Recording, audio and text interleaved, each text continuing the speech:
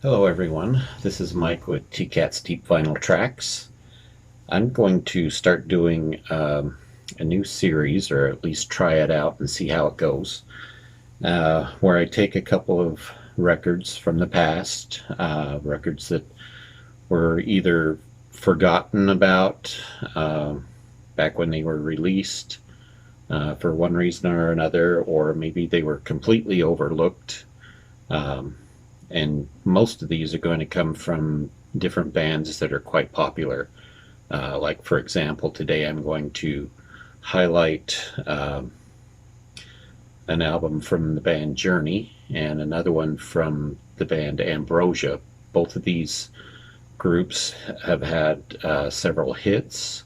They've had some best-selling albums, but the ones I want to feature are some that were overlooked because of their timing in the entire discography of the band or different reasons. So um, I'm going to try this out and see how it goes. Uh, in these particular uh, videos, I'm going to do needle drops so you can kind of hear some different tracks from the albums and decide for yourself whether you think they're further investigating or not. Um, and I'm going to feature from different genres too. Today, the records come from the classic rock genre. These are bands that were popular back in the 70s, but these are also records or albums that were made before the band became popular. Now, as far as classic rock goes, there's only so much of it out there. And unfortunately, a lot of radio stations play the same thing over and over, and that's all you ever hear. But there are so many good overlooked gems out there that I thought it would be a good idea to feature some of those. So, like I said, oh, first of all, I want to show off this new thing that I have. Um, I'm not sure what you'd call it, but it's a 20-ounce liquid container. You could put water in or whatever. And it has my name on it, T-Cat's Deep Vinyl Tracks, with the famous little cat sitting on top of a bunch of records.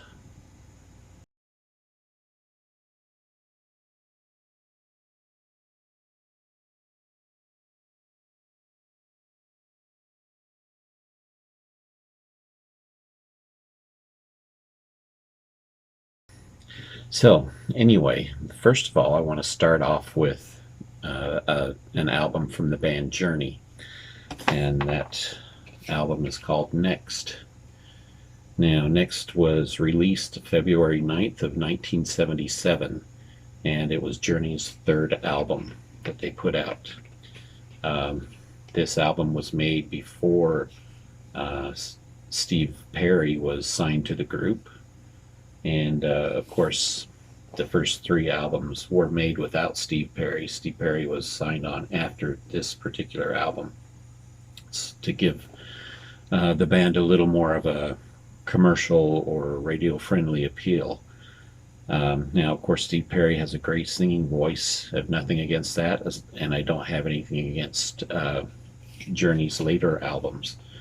But their earlier albums, especially this one, were, in my opinion, quite well done and should not be overlooked. So the sound that Journey had back in on this album was kind of a jazzy progressive style, mixed with a lot of hard and heavy rock, especially on this album. This one is probably their heaviest of all of them, and with my needle drops, I think you'll be able to hear that, how much different they are from the sound that they would have later on. Greg Rowley, who started out with the band and stayed with the band for several years, was the primary lead singer of the band. Um, the album reached number 85 on the Billboard top 200 albums. So it did fairly good for its time, but a lot of people didn't know who Journey was back then, and they wouldn't reach the popularity that they would later on this particular album. All of the songs on this particular album have since disappeared from Journey's set list after 1979. So, any chance of hearing these live are pretty slim anymore. The band at this time was made up of Greg Rowley, of course, like I said, was on lead vocals, and he also did the keyboards for the band. He stayed with the band until 1980.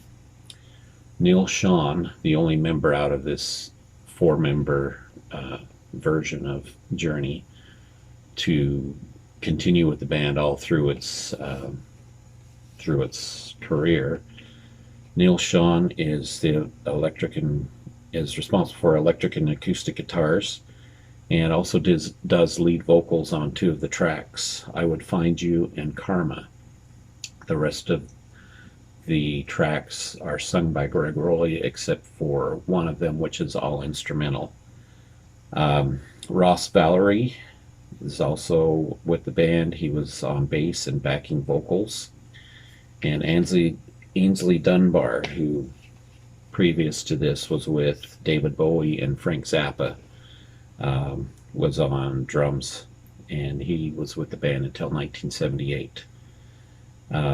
By the way, Greg Rowley and Neil Schon, before putting Journey together, were previously from Santana's band. So we're going to go through a couple of tracks on this particular album. The first one, there was a single that came off of this album, and it wasn't a very popular single. The name of that song is Spaceman, and it's fairly straightforward. There's some nice guitar on it, but you can see why it was picked as a single. I'm a cosmopolitan, right-handed wingless man. No, no, I'm not a spaceman, no, no. No, no, I'm not a spaceman, no, no.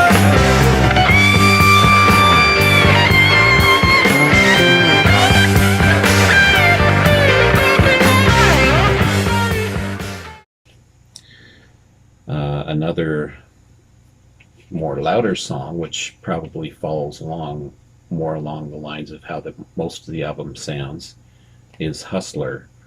And it's the one that starts out the second side of the album, and listening to it you can hear how it sounds more like a very loud guitar. The guitar is very out front on this one, and has a very heavy sound to it, which is very surprising for Journey if you're only used to their Steve Perry years. Oh, never be tired. Money's not good to me, 'cause loving's my game. Don't need no trouble, show you no pain.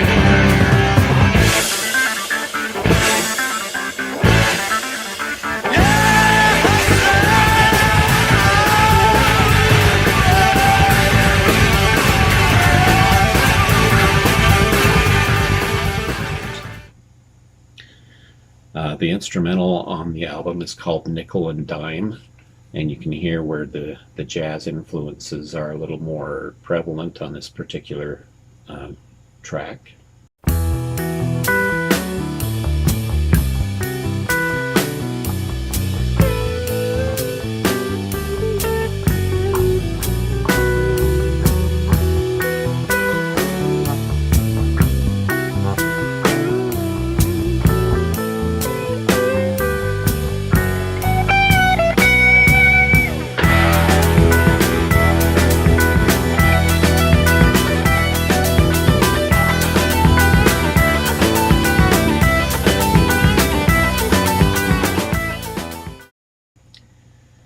And last of all, I'd like to feature the track Karma. Karma is one of the tracks that was sung by Neil Sean. To me, I don't hear a lot of difference between Greg Rowley and Neil Sean's vocals. There is some difference, and anyway, neither one of them sound very much like Steve Perry. So if you didn't know that this was Journey playing these songs, you probably never would have guessed it by hearing them on the radio.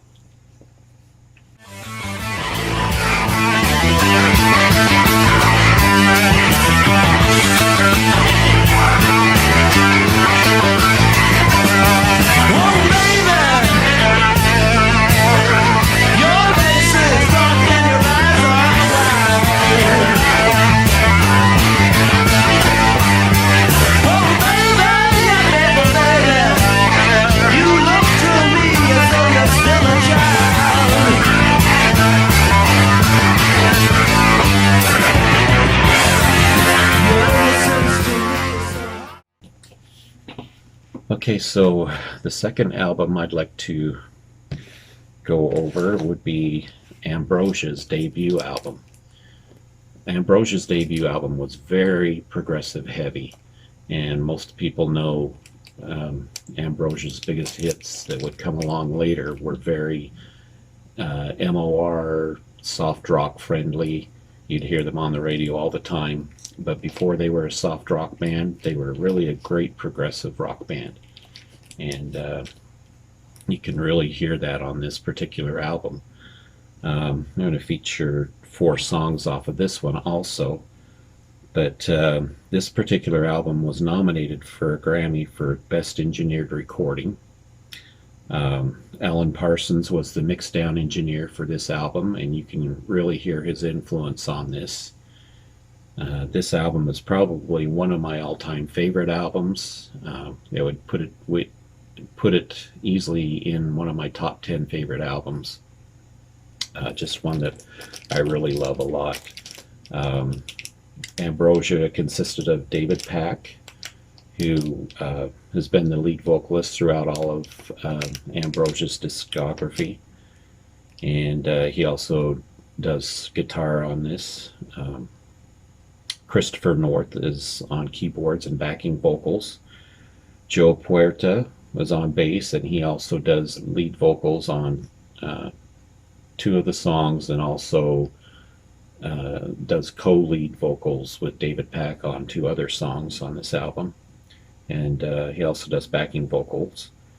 And also Burleigh Drummond, who is on drums and also plays the bassoon on this album. There are a couple of special guests on this album also. Daniel Kobialka on violin, and James Newton Howard does this synthesizer programming for the album. It reached number 22 on the Billboard Top 200 albums, and the single off of this was Holding On to Yesterday, which is a track that I'll also play. And one of the nice things about this track is the beautiful violin that accompanies the heavy guitar, and kind of there's kind of an interplay between the two. First of all, the violin takes the lead, and the guitar takes the lead later. I keep holding on enough to say that it's wrong. Lord, I don't know when I'll see you. I can't reach you anymore.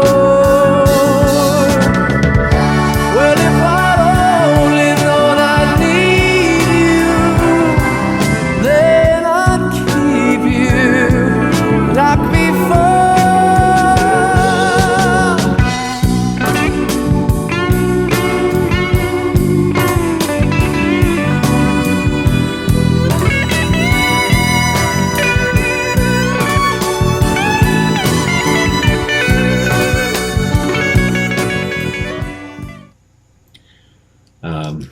One of the songs that's a little bit more progressive but still fairly radio friendly is Time Waits for No One. Really great track, very almost cheerful sounding. but it also has some fast and slower passages, plus a really great instrumental break where you shift between a lot of different meters. So people don't worry about where you've gone wrong, cause you know if you hurry, it takes twice as long. Relax and forget about what's to be done. It's time to have fun.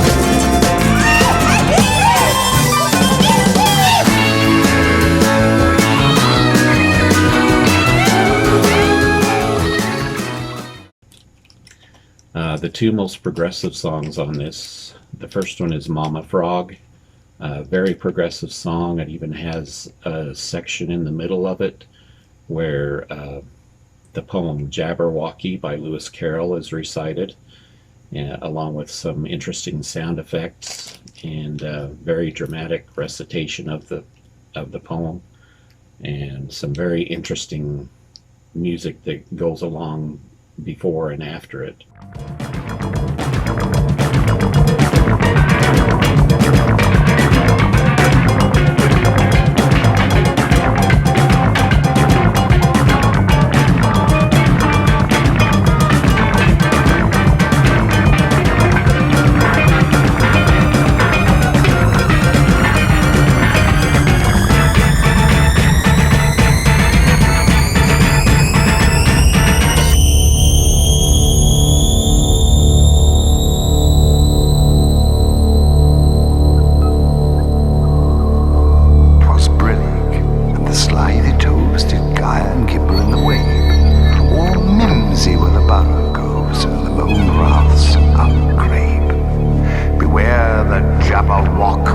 And the jaws that bite, claws that catch. Beware the jub-jub bird and shun the frummiest bandersnatch. Also, a nice progressive song. The last one on here is Drink of Water.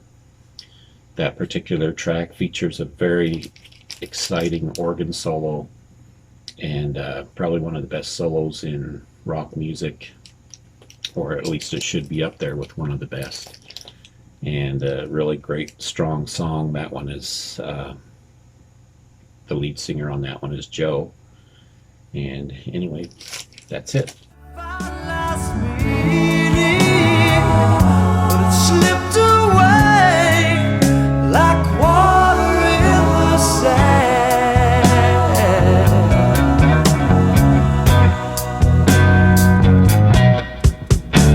Do you like where you're living at? I'm not happy inside. You could build a golden house, but still I'd say here inside.